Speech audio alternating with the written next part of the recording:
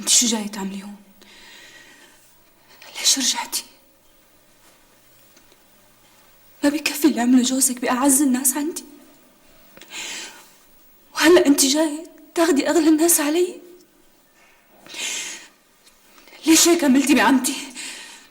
لا لا يا عبير، لا تعذبيني برضاي عليك. بكفي اللي صار فيني، بكفي.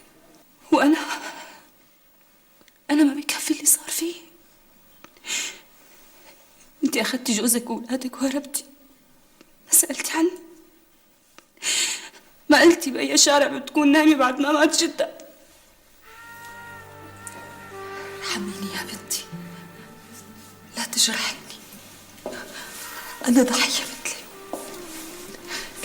يمكن تعذبت أكثر منك.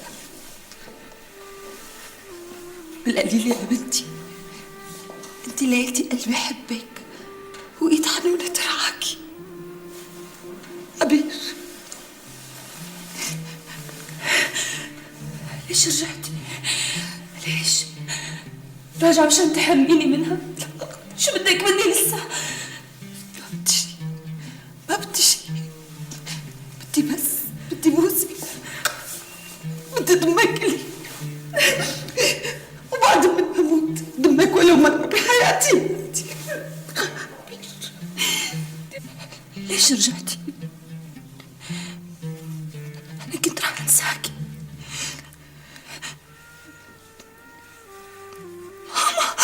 يا قلبي الماما، يا عمري الماما، يا قلبي انت.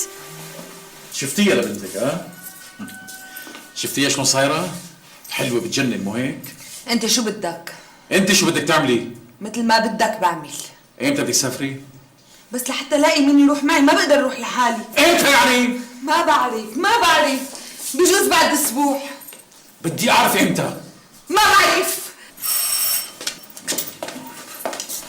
اهلين اخ كمال. شو جاي تعمل هون؟ شو دخلك فيه؟ بيعمل اللي بده اياه. مثل ما بدك ماشي الحال، معك جمعة وبعد جمعة بنلتقي. خاطرك.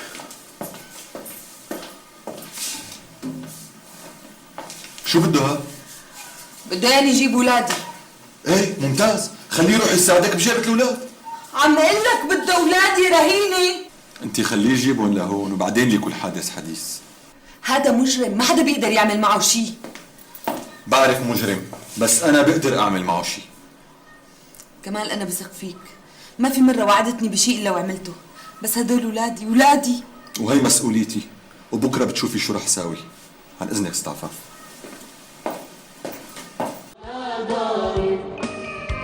رفرف على الأرض الحزينة بالسما